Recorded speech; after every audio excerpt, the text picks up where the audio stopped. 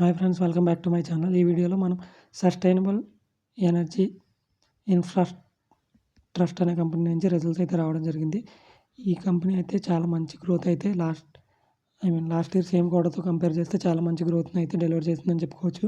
అందువల్ల ఈ స్టాకు ఇంత నెగిటివ్ మార్కెట్లో కూడా మంచిగా పెరిగిందని చెప్పుకోవచ్చు. మార్కెట్ క్యాపిటలైజేషన్ చూసుకున్నట్లయితే ఈ కంపెనీ అయితే 3,500 crores అయితే ఉండడం జరిగింది.